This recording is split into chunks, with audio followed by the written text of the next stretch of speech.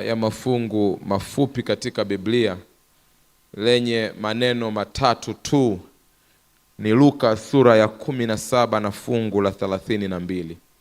Japo fungu hili ni fupi sana, ukweli usiopingika ni kwamba fungu hili ni zito sana. Muktadha wa fungu hili, Yesu analisema fungu hili akiongea habari za kuja kwake mara ya pili. Maana Mafarisayo wamemuuliza, tuambie kuja kwako kutakuwaje? Na Yesu akajaribu kueleza, akawaambia, jamani, mkitaka kujua kuja kwangu kutakuwaje, itakuwa kama zama za Nuhu.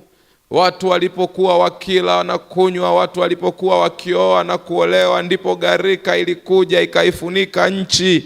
Yesu anawatazama nyuso zao, anagundua ya kwamba hawajaelewa. Yesu anaendelea kueleza, anaambia, jamani, kuja kwangu kutakuwa mtu aliyeko juu asishuke chini kuingia ndani, mtu ambaye hayuko nyumbani asirudi nyumbani. Anawatazama mtu aliyeko nje asirudi ndani. Anagundua hawajaelewa. Katika kuwaeleza, Yesu akiwa anasukuma kabisa point hii nzito waelewe, anawaambia katika Luka 17:32, mkumbukeni mkewe Lutu. Ni nini cha kukumbuka kuhusu mama huyu? Mama huyu ana jambo gani la pekee mpaka Biblia inataka tumkumbuke? Mbona ni kana kwamba wapo watu ambao walifanya makubwa kuliko mama huyu? Kwa nini asituambie, mkitaka kujua habari zangu, angalieni Ibrahimu na imani yake? Kwa nini asiongelee habari za Musa? Kwa nini asiongelee habari za Ayubu? Kwa nini Yesu asitoe mifano ya watu mashuhuri kama Daudi? Kwa nini asiseme watu mashuhuri kama wakina Samueli, wakina Samson? Kwa nini Yesu anapoongelea uzito wa kuja kwake anatuambia ili tuelewe namna ilivyo serious na namna inavyohitaji kuwa makini? Anasema jamani, vusheni mawazo yenu na mkumbuke mkewe Lutu. Huyu mama aliona neema kubwa. Ili mke wake Lutu atoke Sodoma salama, ilibidi Yesu mwenyewe aje duniani. Habari ya mama huyu iko kwenye kitabu cha Mwanzo. Habari za kuzaliwa kwa Yesu tunasikia kwenye kitabu cha Mathayo. Pastor, unaongea nini? Ninasema ili mkewe Lutu atoke Sodoma salama, ilihitaji Yesu mwenyewe aje duniani. Pastor, una uhakika? Mwanzo sura ya 18. Tazama Mwanzo sura ya 18. Ukianza kusoma fungu la kwanza. Mwanzo sura ya 18. Ukianza kusoma fungu la kwanza. Biblia inasema, Bwana akamtokea Ibrahimu karibu na milango ya Mamre. Nani aliyemtokea Ibrahimu? Alipokuwa ameketi malangoni pa hema yake mchana wakati wa hari, akainua macho yake akaona, na tazama, watu wangapi jamani? Watatu wamesimama mbele yake. Lakini fungu la kwanza limeanza kukwambia aliyemtokea Ibrahimu alikuwa ni nani? Ibrahimu akawakaribisha wageni, wakaingia nyumbani kwake. Na ndio maana Biblia inasema kuna mibaraka katika kukarimu wageni. Maana katika kukaribisha wageni, wengine walikaribisha nani jamani? Ibrahimu akaingia nyumbani, akachinja mwanandama, mama Sara akaoka mkate, wakaketi pale. Na wale wageni wakiwa wanataka kuondoka, soma Biblia yako, neno likasema, Bwana akajiuliza, nitakwenda kuiangamiza Sodoma. Nani anayejiuliza? Bwana. Wageni wawili wakaendelea kutembea, lakini mmoja akabaki na Ibrahimu. Na wakiwa wamebaki na Ibrahimu, huyu mmoja akamwambia Ibrahimu, hawa unaowaona wanaenda kuangamiza Sodoma, maana kwa kweli maovu ya Sodoma yamezidi na yamekithiri. Na kwa kweli Sodoma walikuwa wamezidi katika uovu. Mambo ya ushoga, mambo ya uchafu wa kingono ilikuwa ndio uhalisia wa maisha ya Sodoma. Na mhubiri mmoja mashuhuri wa karne ya 20 alisema, kama Mungu hataichoma dunia hii moto, atalazimika awafufue watu wa Sodoma na awaombe msamaha, kwa sababu ukweli, japo Sodoma ilikuwa imeharibika, dunia yetu imeharibika kuliko kipindi cha Sodoma. Haya mambo ya ushoga tunayoongelea, watu wanadhani tunaongelea nchi za Ulaya na Marekani. Mimi nikipita Sinza some few years back, Sinza Dar es Salaam, sio usiku, mida ya saa 10, ninaona wanaume yani kama kuna hamaki, kila mtu anaangalia. Na mimi sasa, kwa sababu nataka nijue kinachoendelea, nikaona watu wananyosha vidole, wanamnyoshea kidole dada mmoja anatembea. Na mimi nikiwa naendesha gari najiuliza kwa nini wanamnyoshea huyu dada kidole. Ninapomsogelea, nikiangalia pembeni, yule ambaye alikuwa amevaa kimini kama dada, amevaa kiatu kirefu kama dada, amevaa wigi kama dada, ni mwanaume, kidevu kimekomaa namna hii,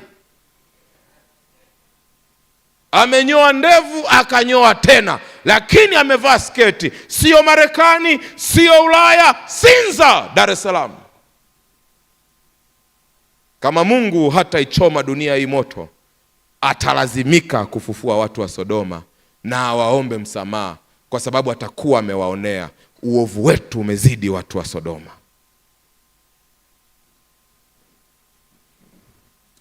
Na Bwana anamwambia Ibrahimu, wanaenda kuiangamiza Sodoma, maana kwa kweli kikombe cha Sodoma kimefurika. Ibrahimu anakumbuka haraka pale Sodoma nina ndugu yangu Lutu, nina wanamke wake, ana watoto. Ibrahimu anaanza kumuuliza Mungu, hivi utakwenda kuangamiza wenye haki na wasio haki? Na uzuri wa Mungu ni kwamba Mungu huwa hafanyi jambo lolote pasipo kuwaambia watu wake. Mungu huwa anatoa taarifa kabla ya kufanya jambo. Amos sura ya 3 fungu la 7, hakika Bwana Mungu hatafanya neno lolote bila kuwafunulia watumishi wake manabii siri yake. Mungu hatutegei atukamate tukiwa hatujajipanga. Mungu akitaka kufanya jambo hasa linalohusu hukumu, huwa analiweka wazi. Kabla Sodoma haijawaka moto, Mungu alituma malaika na akamwambia Ibrahimu, Sodoma inakwenda kuteketea. Kabla gharika haijaikumba dunia, Mungu alimtuma Nuhu kwa miaka zaidi ya 100 aihubirie watu wa kipindi cha Nuhu, maana gharika inakuja kuteketea. Mungu alipotaka kuangamiza Ninawi, alimtuma Yona. Mungu hafanyi jambo bila kuwaambia watu wake, Yona, nenda Ninawi, maana maovu ya Ninawi yamezidi na Ninawi itaangamia. Na ngoja nikwambie, Mungu japo ataiangamiza dunia hii, hajakaa kimya. Ametoa onyo la mwisho kwa dunia. Kitabu cha Ufunuo sura ya 14 kuanzia fungu la 6, tunawaona malaika watatu wakiruka katikati ya anga, wakiambia dunia ya kwamba inakwenda kuanguka na inakwenda kuangamizwa. Mungu hafanyi jambo bila kuwaambia watu wake. Hata mkutano huu wa Njombe Net Event ni mkutano ambao Mungu ametutuma kuja kuwaambia watu wake kwamba dunia imefika mwisho. Isaya anasema, inalewalewa kama mlevi, inacheza kama machela. Dhambi ya dunia imeilemea ulimwengu. Isaya anasema dunia itaanguka na wala haitainuka tena. Mungu hafanyi jambo bila kuwaambia watu wake. Na moja ya vitu ninavyomwomba Mungu yale yote anayotamani tuwaambie watu wake, Pastor Bihene, Dr. Magomere, Pastor Singo, tusiondoke na deni, tuyaseme yote, maana ni ukweli usiopingika. Hii dunia imefika mwisho. Abrahamu anamuuliza Mungu, wakipatikana 5, wakipatikana 50, 45, 40, 30, 20, na Ibrahimu anachopiga hesabu tu ni wale ndugu zake, Lutu, mke wake, watoto. Mwishoni anapofikisha 10, Ibrahimu akipiga hesabu anaona 10 watapatikana. Maana Lutu yupo, mama yupo, mabinti wadogo wale ambao hawajaolewa wapo nyumbani, vijana nao wameoa wao wake zao na watoto wao, tuna ushahidi walikuwa na watoto wapo. Kwa hiyo akipiga hesabu za haraka haraka anajua 10 watapatikana. Ibrahimu anaagana na yule bwana tuliyemsoma. Yule bwana yule bwana, kitabu cha Patriarchs and Prophets ukurasa wa 138 kinatuambia yule bwana alikuwa ni Yesu Kristo mwenyewe. Ili mama Lutu atoke Sodoma salama, ilimuhitaji Yesu Kristo mwenyewe ashuke ili familia hii itoke salama. Haitoshi hapo.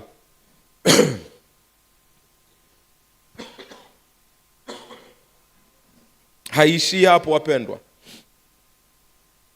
Malaika, tunaposoma sasa Mwanzo sura ya 19, wale wageni wawili walioenda Sodoma tunaambiwa walikuwa ni malaika. Wanapoingia Sodoma wanakutana na Lutu kwenye malango ya mji wa Sodoma. Wanakutana na Lutu kwenye malango ya mji wa Sodoma. Na Lutu anawabembeleza na kuwasihi waingie ndani, waje nyumbani kwake. Yeye ndio anawaambia huu mji ni hatari, muda umekwenda, njooni nyumbani. Inaonyesha mama huyu alikuwa ameolewa na mume mkarimu. Inaonyesha mama huyu alikuwa ameolewa na mume ambaye amelelewa vizuri. After all, ni kweli Lutu amelelewa nyumbani kwa Ibrahim. Na mama huyu kwa kuwa na mume mkarimu, labda hiyo ilitakiwa kuwa mbaraka wa kutosha kwa ajili ya wokovu wake. Lakini na wageni wale wapendwa wakafika nyumbani kwa mama Lutu. Yani malaika wa mbinguni, malaika wa mbinguni. Siongelei wanenaji wa Njombe Net Event, ninaongea malaika wa mbinguni wakaingia nyumbani kwa Lutu na mke wake. Mama akapika, mama Lutu akapikia malaika. Hivi umewahi kutembelewa na malaika wewe? Unajua kuna watu tumezoea tu kutembelewa na mapepo. Yaani mapepo ndio yanakatisha kwenye korido za nyumbani. Kwa hiyo hatuelewi nini maana ya kutembelewa na malaika. Ngoja nikoje, malaika sio jambo dogo. Wafalme wa Pili sura ya 17, Mungu alituma malaika mmoja akaua askari 185,000 wa Shami. Malaika mmoja. Lutu ili watoke Sodoma wametembelewa na malaika wawili. Hamuelewi. Mwaka 2017 nikichunga mtaa wa Magomeni, Ijumaa jioni kama hii pasa toto, tumemaliza kufungua sabato nini, niko pale naandaa notes, ninashtukia gari 4 nyeusi, Land Cruiser kubwa nyeusi mpaka vioo vya mbele, zimeingia pale kanisani kwa fujo. Zikaingia pale, yakashuka mababa mawili kutoka kwenye kila gari, mababa 8, vipande 4, miraba yamekula, yakashiba, mwili una shukrani kabisa. Yani wale ndio wamejenga makazi ya Roho Mtakatifu. Wakaja ofisini, miwani nyeusi miwani nyeusi, wamevaa suti nyeusi, shati nyeupe. Wakanikuta ofisini, wakasema tunamtafuta mchungaji wa kanisa hili. Nikasema Mungu wangu, mikononi mwako. Na unajua haya mambo bwana. Usome Dalili za Nyakati. Nikawaambia jamani, mchungaji ni mimi. Sijui kama wewe Pastor Biene ungesema, lakini nikawaambia ni mimi. Wakasema atafuti mchungaji msaidizi, tuatafuta mchungaji kiongozi. Nikasema Mungu wangu, kwa nini nimewekwa peke yangu? Tungekuwa wawili ningewaambia ametoka. Niliepo ni mimi peke yangu, nikawaambia ni mimi. Wakaniangalia wakasema, mchungaji, tumekuja kukuambia kwamba kesho Rais wa Jamhuri ya Muungano wa Tanzania atakuja kuabudu hapa Magomeni.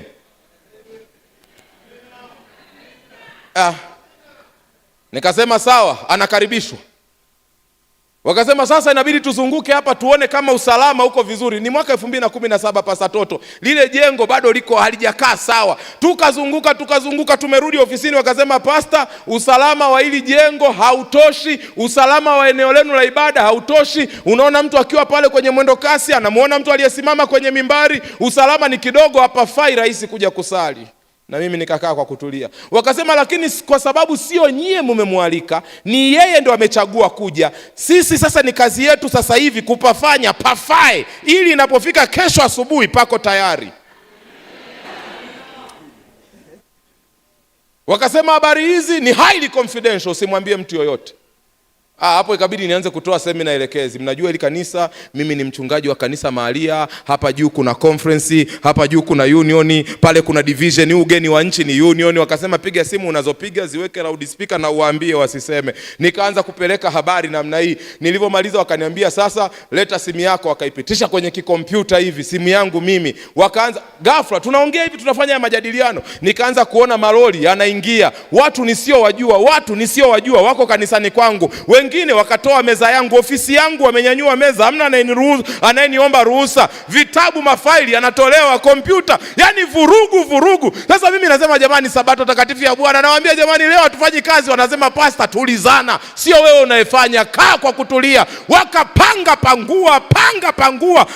pangua, saa 8 usiku zikaja gari nyingine 2. Wakashuka wadada. Wakasema it is confirmed, imethibitishwa kwamba haji peke yake, anakuja na mke wake. Itifaki yote inabadilika. Zikaingia tena lori nyingine. Mambo yanaenda vyo jamani, vyo. Nikaona vyo vinabebwa. Nyie vyo vyenu havibebeki vyo. Nikaona vinabebwa vinaleta choo kabisa kimewekwa. Haya mambo nikaona ni hatari. Saa 11 wakaniambia nenda kaoge 12 kamili uwe hapa, maana wewe ndio mwenyeji wetu. Sikulala wapendwa. Na ashukuriwe Mungu nilioa mke mcha Mungu wa kuhangaika sana usiku huo. Nilimwambia niko kazini mwa Bwana.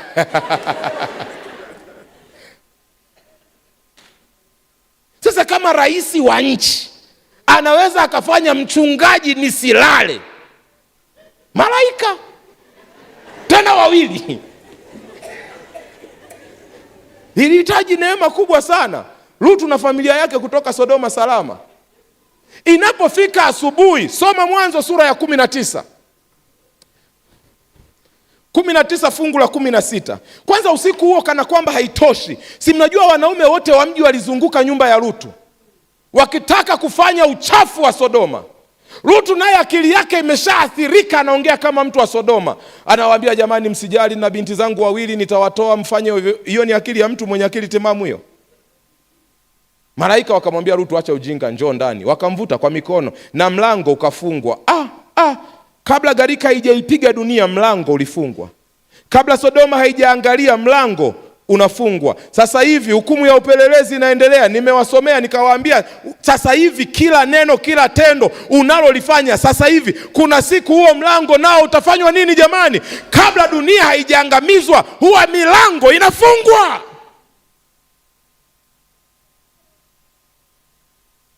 Wakafanya muujiza usiku ule, ili kama Lutu na mke wake hawaamini, wasadikishwe kwamba hawa ni malaika na ni wajumbe wa Mungu. Wanaume wote wakapigwa upofu. Muujiza ule ulipaswa kuyeyusha moyo wa Lutu na mke wake, wajue wanachokisema hawa sio cha mchezo. Pamoja na yote hayo, inapofika asubuhi, Mwanzo 19 fungu la 16, wanawaambia jamani, tokeni, hawatoki. Tokeni, hawatoki. Nendeni, hawaendi. Sodoma inaangamizwa, hawana habari. Biblia nasema akakawia. Nao wale watu wakamshika mkono, na mkono wa mkewe na mkono wa binti zake wawili, kwa jinsi Bwana alivyomhurumia, wakamtoa wakamweka nje ya mji. Wiki mbili tumesimama hapa tunawaambia dunia inaangamia na Yesu anakuja. Neno liko wazi, usikawie kawie. Itikia sauti ya Mungu leo. Saa ya wokovu wako ni sasa. Mungu amemtuma Pastor Bihene, amemtuma Dr. Magomere, amemtuma mchungaji Singo, amenituma tuje tuwaambie hii dunia imefika mwisho. Acha kukawia kawia katika jina la Yesu. Usisimame njia panda milele. Malaika walipoona hawa watu hawajielewi, Sodoma inaenda kuangamia, Lutu anapambana kukusanya hati za nyumba. Unakusanya hati za sehemu inayoenda kuangamizwa. Kaona hawa shika kwa mikono, wakawabeba wakawatoa nje ya mipaka ya Sodoma. Halafu tazama, tunapofika Mwanzo sura ya 19, Mwanzo sura ya 19 fungu la 17, Biblia inasema, ikawa walipomtoa nje, mmoja alisema, jiponye nafsi yako, usitazame nyuma wala usisimame katika hilo bonde popote, ujiponye mlimani usije ukapotea. Yaani baada ya neema yote hii kubwa, Mungu anawapa maelekezo mawili. Moja, kimbia usitazame nyuma. 2, nenda kajifiche mlimani. Wapendwa, nimesimama hapa kuambia Mungu huwa hana masharti magumu kwa ajili ya wokovu wako. Baada ya kumtoa Yesu Kristo na vyote alivyovifanya, anakuambia: 1, muamini Yesu Kristo kikamilifu.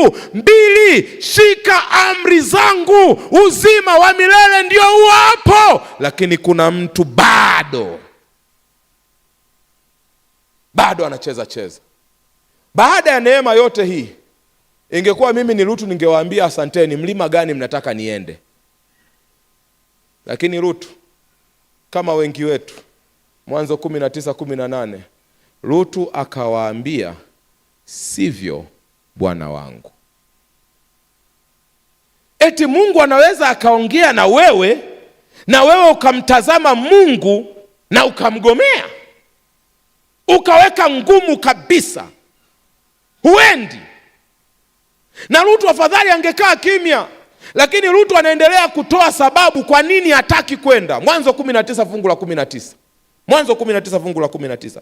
Lutu anaanza kutoa sababu, anasema, tazama mtumwa wako ameona kibali machoni pako, nawe umemzidishia rehema zako ulizonifanyia kwa kuniponya nafsi yangu, nami siwezi kukimbilia mlimani nisipatwe na yale mabaya nikafa.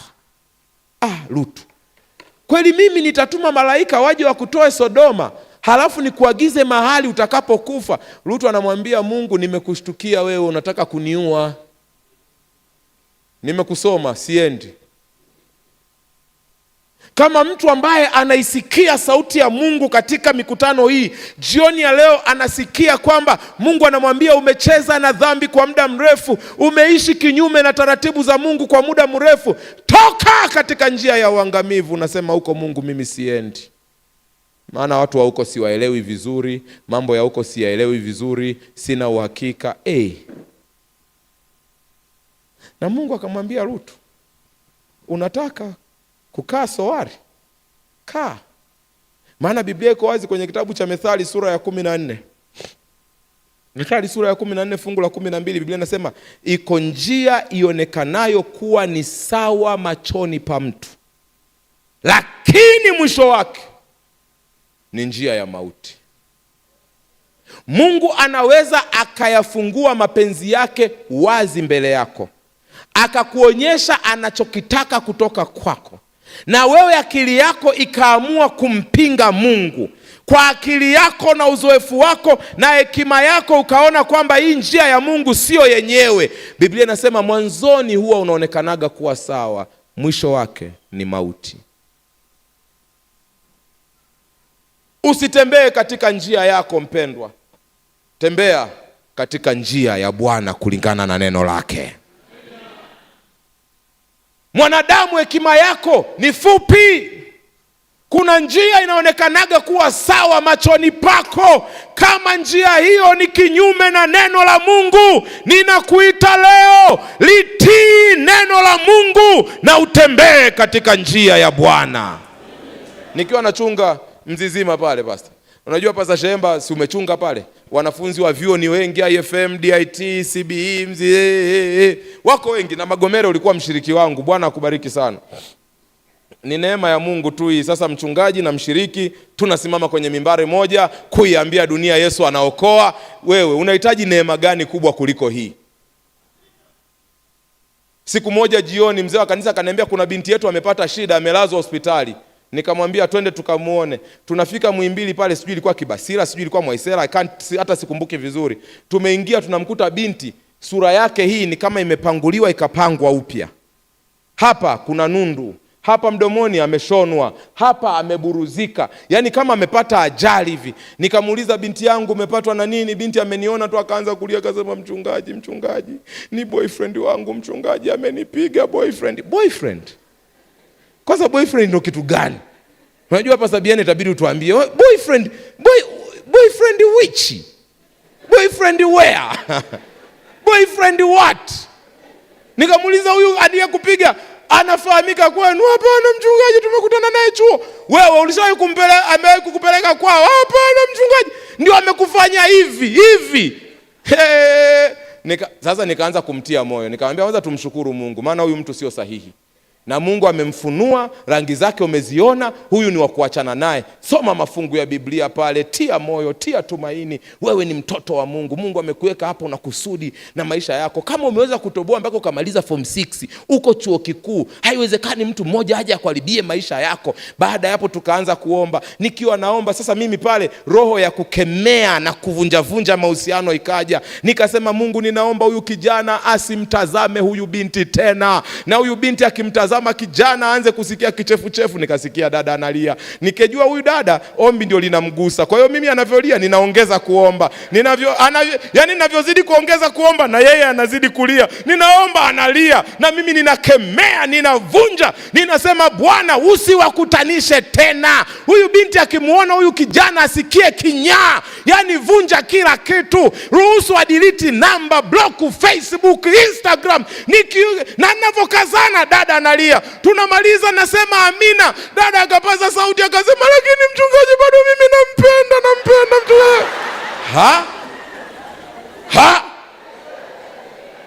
Unajua nyie mna bahati, Biblia haijaturuhusu tuwachape viboko.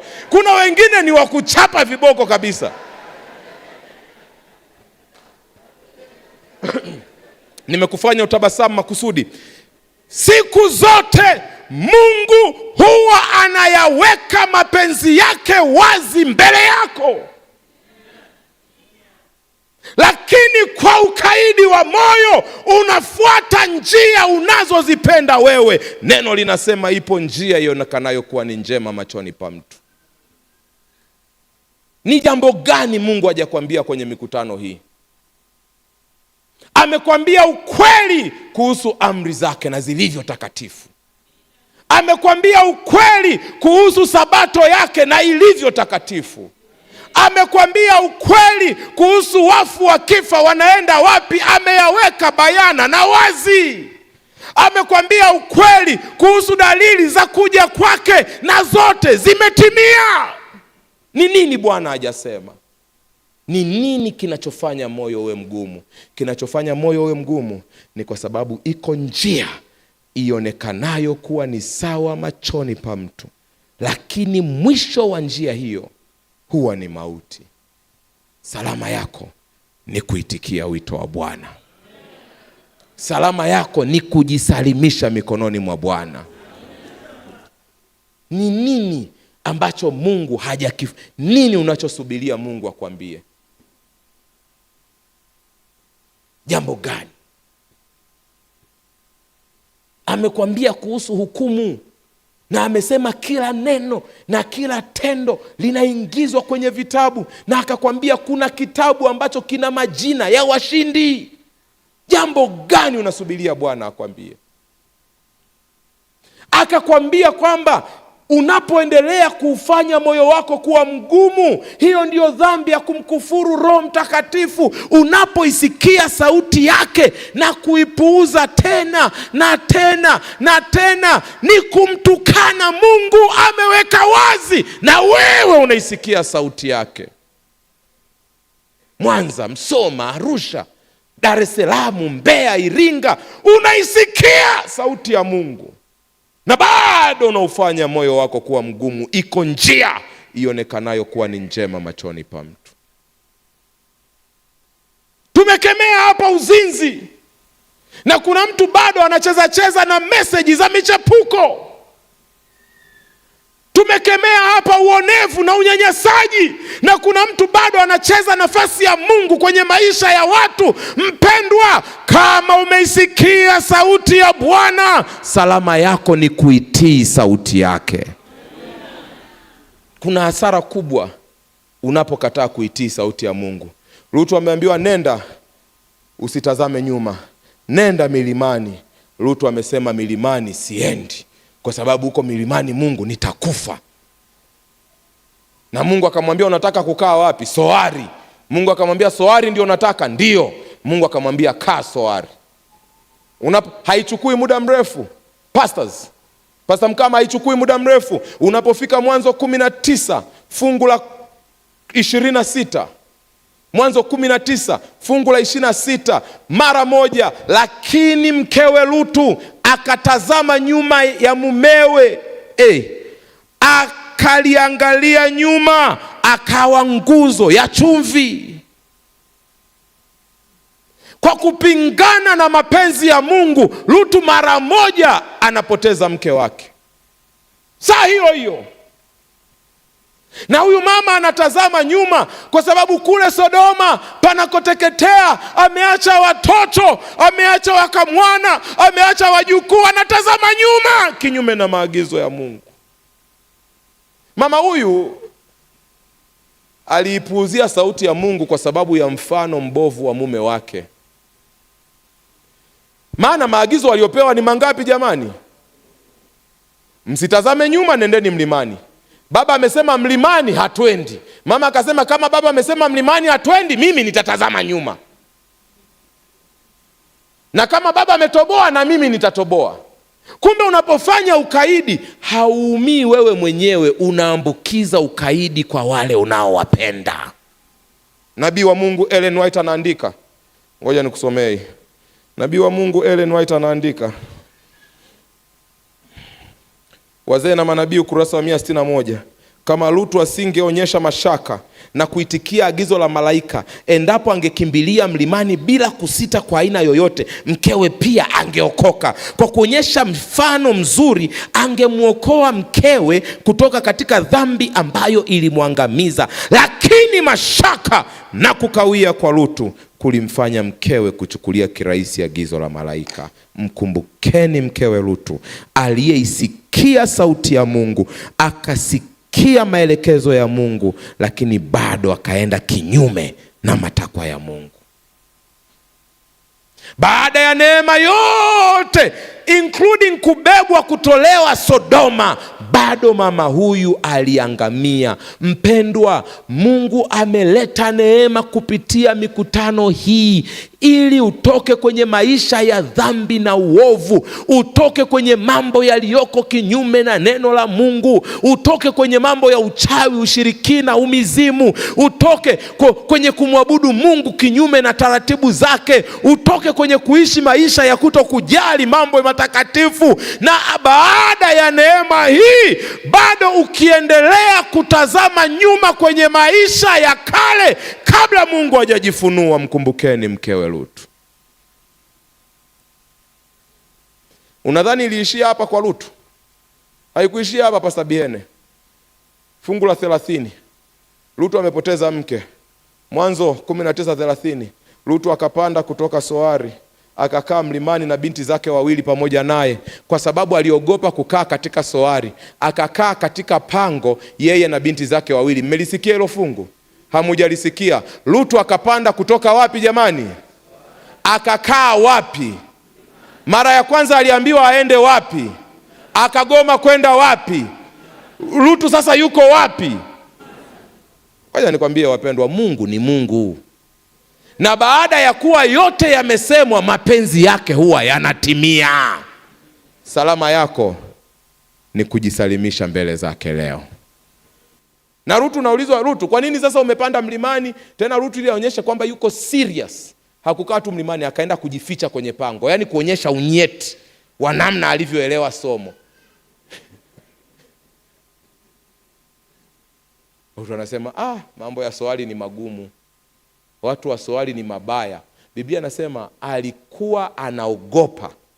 Ni uoga wa uovu wa watu wa Soari ndio ulimfanya akimbilie mlimani.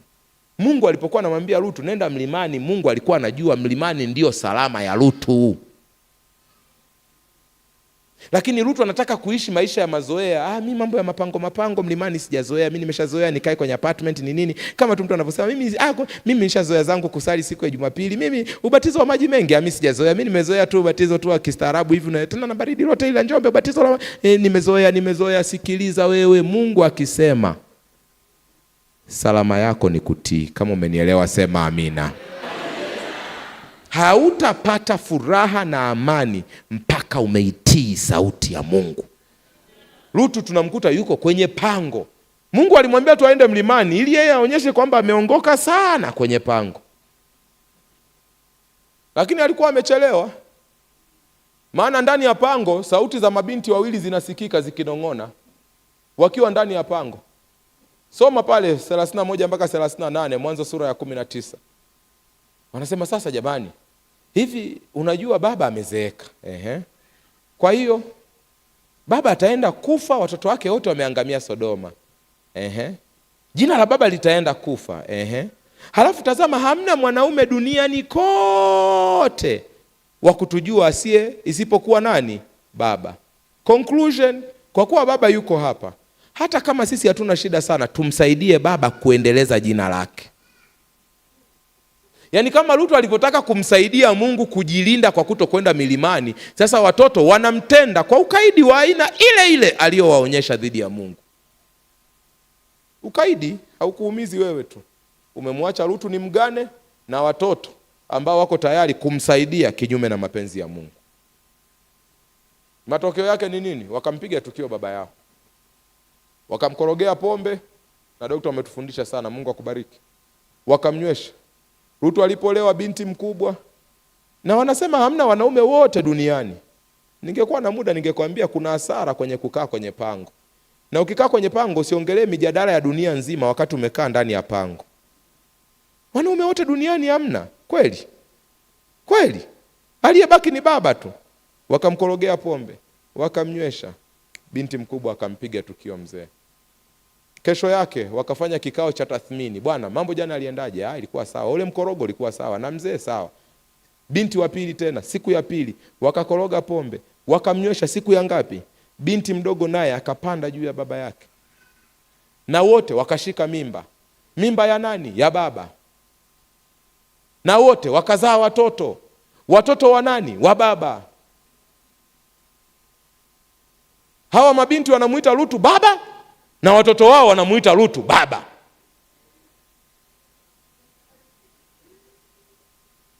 Sasa tupate picha, ni birthday. Ndio wanaimba pale na kakeki, happy birthday to you, happy birthday to you, happy birthday dear. Baba, babu ni nani sasa huyu?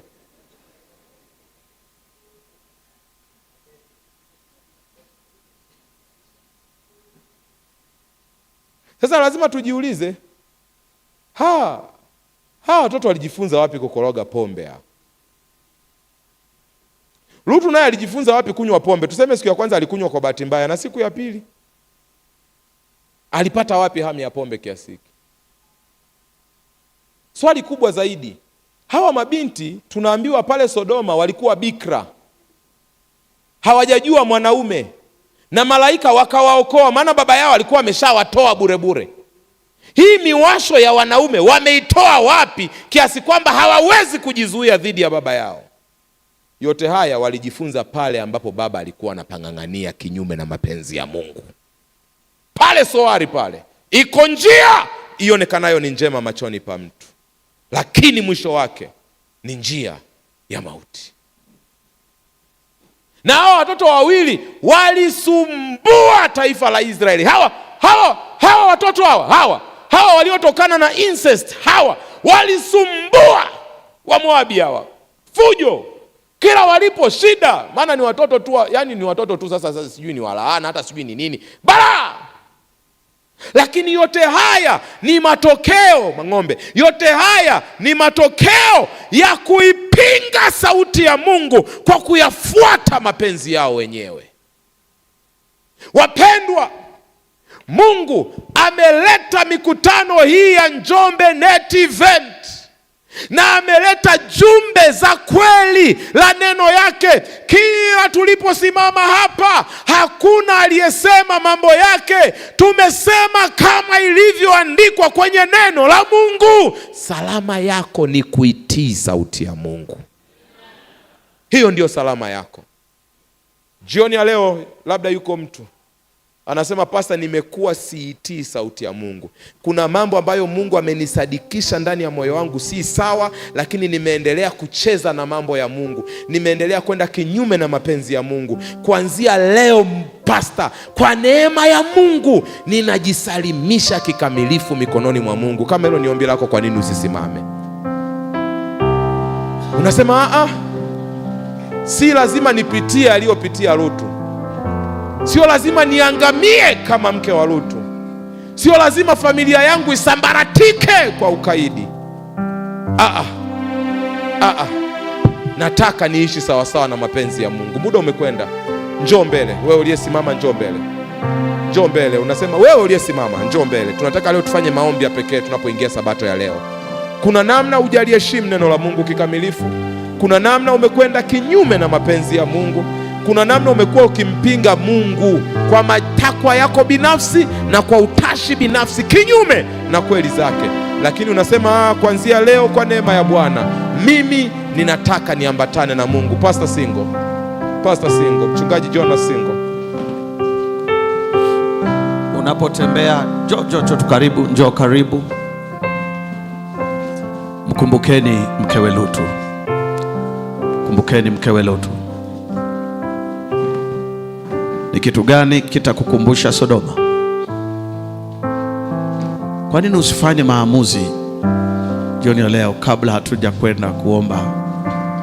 Na unaingia kwenye sabato, unasema, mchungaji, natamani nimpe Yesu moyo wangu. Natamani nimpe Yesu maisha yangu. Kwa nini usitembee uje hapa mbele unasema, mchungaji, natamani nimpe Yesu moyo wangu? Kesho tutakuwa na ubatizo mkubwa. Wale wote wanaobatizwa, tafuta njia, na ukiona mtu anakuja, mpishe, nakuja pokea Yesu. Haleluya, haleluya, haleluya. Je, yuko mmoja anasema, mchungaji, natamani nimpokee Yesu kama Bwana na Mwokozi wa maisha yangu? Wale wote wanaokwenda kubatizwa kesho, tafuta njia, njoo hapa, njoo hapa, njoo hapa. Mwambie aliyeko mbele yako, nipishe, ninakwenda kwa Yesu. Je, yuko mmoja anasema, nataka nimpe? Asante sana binti yangu, asante sana, asante sana. Je, yuko mwingine? Je, yuko mwingine anasema, mchungaji, nataka nimpe Yesu moyo wangu? Asante sana dada, asante sana. Nani mwingine anasema, mchungaji, nataka nimpe Yesu moyo wangu? Hata kama uko kule, hata kama kule, tafuta njia, tafuta njia. Watu wanafanya maamuzi, asante sana kijana. Wote wanaokwenda kubatizwa kesho, wote wanaokwenda kubatizwa kesho, pale Geza Ulole, pale Geza Fundi Basikeli, tembea kwa Yesu. Kule Ikizu Sekondari, tembea kwa Yesu. Kule Nyamongo, tembea kwa Yesu. Kule Chunya, tembea kwa Yesu. Kule Twara, kule Masasi, tembea kwa Yesu, tembea kwa Yesu. Kule Singida, kule Karatu, tembea kwa Yesu. Kule Babati, tembea kwa Yesu. Kule Mtwambu, tembea kwa Yesu. Kule Shinyanga, tembea kwa Yesu. Yesu anakuita, Yesu anakuita. Asante sana. Nani mwingine anasema, mchungaji, nataka nimpe Yesu moyo wangu, nataka nimpe Yesu moyo wangu? Ukiona mtu Ukiona mtu anakusukuma, pisha njia, pisha njia. Watu walifanya maamuzi. Yuko dada anakuja pale, yuko binti anakuja, wale wanaobatizwa kesho, tembea hapa, tunataka kwenda kuomba kwa ajili yenu, tunataka kwenda kuomba kwa ajili yenu. Je, yuko mwingine kule nyuma pale Misufini, tembea kwa Yesu. Pale Morogoro mjini, tembea kwa Yesu, Bwana anawaita. Je, yuko mwingine anasema nataka nimpe Yesu moyo wangu? Kuna mwingine anasema siko na hakika. Angalia usije ukawa mkewe Lutu. Kuna mwingine anasema mchungaji, I'm not sure, sina hakika, moyo wangu unanisukuma niende, lakini bado ninaona bado. Rafiki, hakika halisi unaipata miguuni pa Yesu.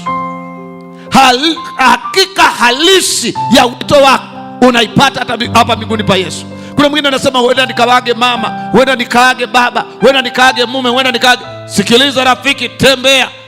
Yesu anakuita. Fanya amani na moyo wako kwa kumkubali Yesu. Tembea. Je, yuko mwingine anasema mchungaji, natamani kumpa Yesu moyo wangu? Yawezekana uko pale nje, yawezekana uko pale nyuma. Pastor Toto, unaweza ukaanza kusogea. Tembea. Je, yuko mmoja anasema mchungaji, nataka nimpe Yesu moyo wangu? Je, yuko mwingine? Yawezekana umesimama tu pembeni mwa mtu ambaye yuko karibu kufanya maamuzi, yuko karibu kumpa Yesu moyo wako. Mwambie rafiki, twende kwa Yesu. Msindikize, mpe company, msindikize, mpe ujasiri. Mwambie twende kwa Yesu. Mwambie nimeamua kumfuata Yesu. Nimeamua kumfuata Yesu.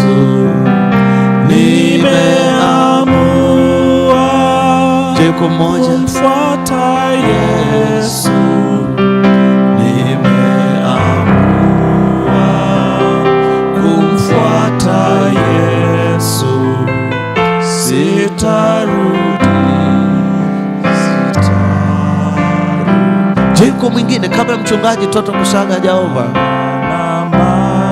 Kabla Pastor Toto Kusaga hajaomba, je, kuna mwingine anasema mchungaji, Roho wa Bwana ananisadikisha, Roho wa Bwana ananisemesha ndani ya moyo wangu, Roho wa Bwana ananisemesha katika moyo wangu, na nataka kumpa Yesu maisha yangu.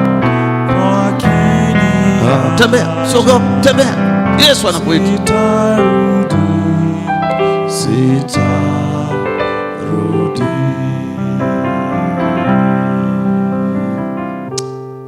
Bwana anaelewa. Jamani, Bwana anaelewa. Jamani, Bwana anaelewa. Mkumbukeni mkewe Lutu. Ujumbe wa pekee kiasi gani! Angalia, isije ikaandikwa mkumbukeni mtu fulani aliyesimama hapo, isije ikaandikwa baadaye tutakapofika mbinguni, mkumbukeni yule mama aliyesikiliza Njombe Net Event, Tumaini Lenye Baraka. Isije ikaandikwa mkumbukeni fulani aliyekuwepo kwenye somo la Lutu. Isije ikaandikwa. Kwa nini usifanye maamuzi? Kwa nini usifanye maamuzi? Je, yuko mmoja? Je, yuko mwingine? Unajua leo Sabato imeingia na ujumbe huu ni mahususi sana. Kuna mwingine anaweza sema, Pastor, mimi bado sijaelewa sana. Sikiliza, kumkubali Yesu hahitaji kuelewa sana. Hata Bwana alipomwambia Lutu jiponye nafsi, hakuhitaji kuelewa sana. Kwa nini usitoe maisha yako kwa Yesu? Je, yuko mmoja kabla pastor hajaomba? Mchungaji Toto, karibu tuweke mikononi mwa Bwana.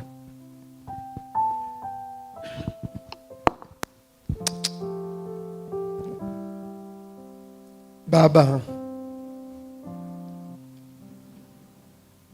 Mungu wetu na Baba yetu,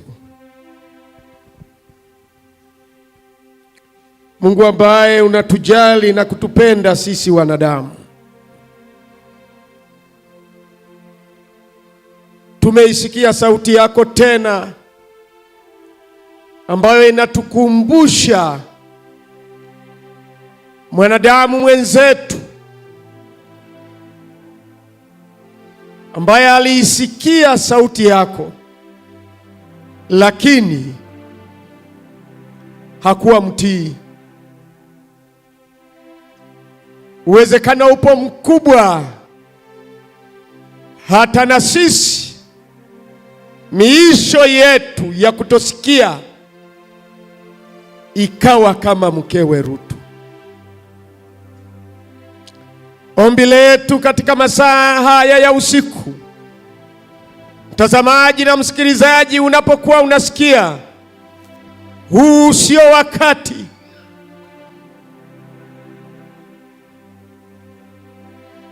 ambao ni wa kukaidi, ni wa kutosikia, bali Bwana ruhusu uwe ni muda ambao ni wa kuisikia sauti yako, ni wa kuikubali sauti yako, ni wa kuifuata sauti yako, maana miisho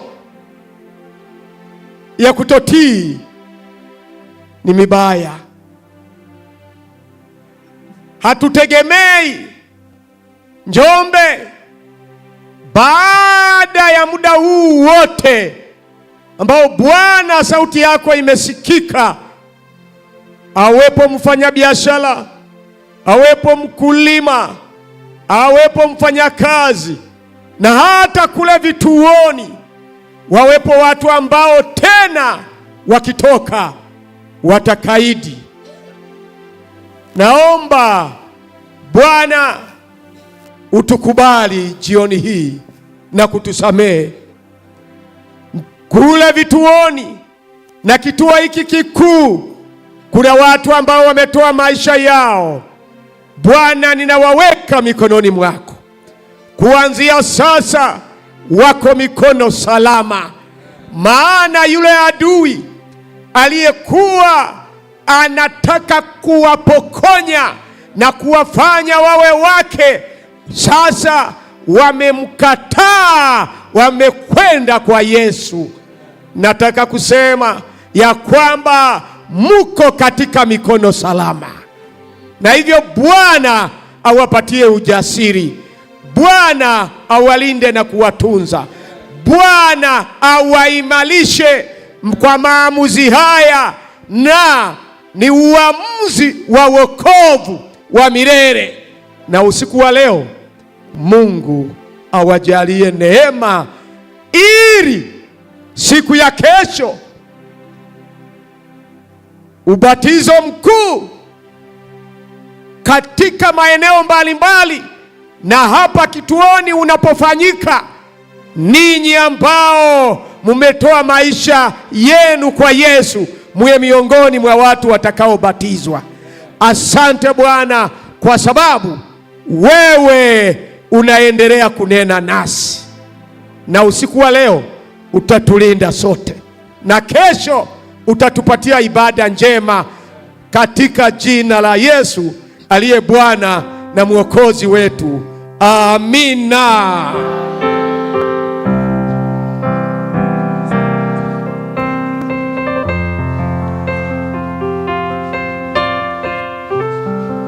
Basi tunawatakia sabato njema na mwenyeji